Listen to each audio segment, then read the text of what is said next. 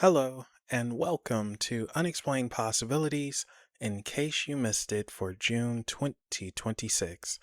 Here we gather up some weird and offbeat stories that mostly happen throughout the current month that you might not have heard about.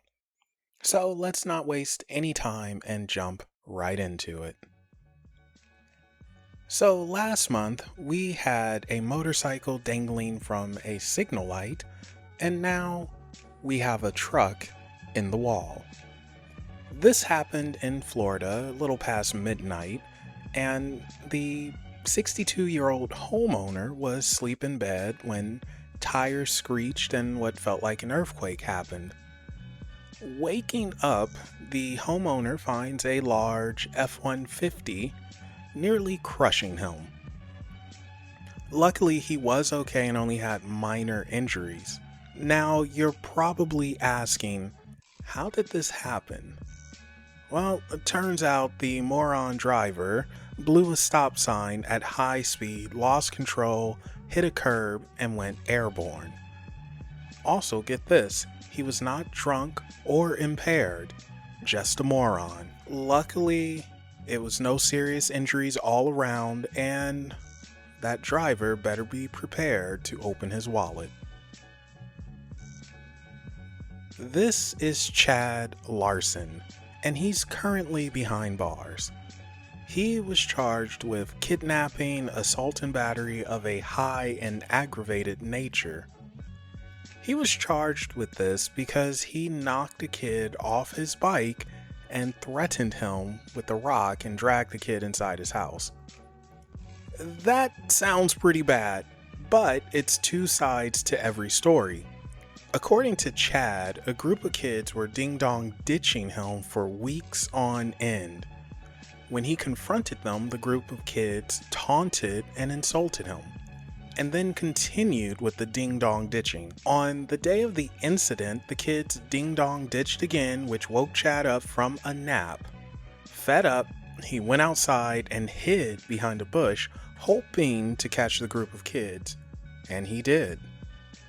Chad admits what he did was wrong, but insists the kids were in the wrong as well and being disrespectful. So, are Chad Larson's actions justified? And what would you have done in his place?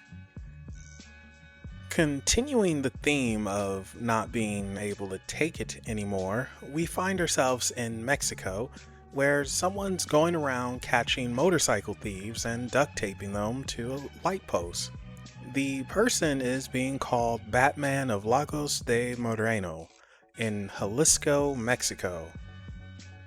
According to local journalists, cops were slow to respond to crime and, well, do their job. So someone is doing it themselves. 5 alleged thieves have been caught and tied to light posts with fake twirling mustaches drawn on them. Some of the alleged thieves have been spotted bruised and bloodied, along with a pink sign telling everyone of the crimes they committed, and the motorcycle was usually near them. Cops, however, are treating the alleged thieves as victims and are now searching for the duct tape wielding vigilante. Cops are asking people with information to come forward and help, but they might be better off convincing a rock to give them water than have people turn in the local hero. This is Trisha Crowley and Damon Bennett, and this is a story too stupid to make up and too dumb not to share. The couple was parked at an employees only space of a business parking lot. There just so happened to be a police detective there who thought it looked odd. The detective approached the couple and saw a bag that said, "Definitely not a bag full of drugs." The detective asked for ID to run, and the ID Trisha gave was a fake one. And that was all the probable cause needed. Turns out the bag was indeed full of drugs, and the couple had outstanding warrants. Now they're in a cell with Bertha and Bubba. So, would-be drug people, be careful where you park and don't have a bag that says, "Definitely not a bag full of drugs." It's a bad look. Finally, our last story comes to us from an Oregon Yu-Gi-Oh card tournament. And really, it's not much of a story as it is a public service announcement. The comic store holding the tournament has put it on hold for a week. The reasoning? People were smelly. I'm not making that up, by the way. The comic book store was receiving complaints about poor hygiene and people blowing up the bathroom, if you know what I mean.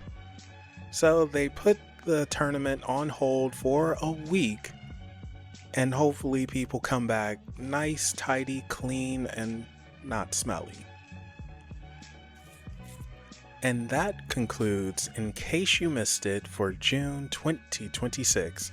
Thank you all for watching, and if you have your own offbeat and weird stories, be sure to share it with us in the comment section down below or on social media. Also, don't forget to like and subscribe to Unexplained Possibilities. Big changes are coming, so be here in July to see them.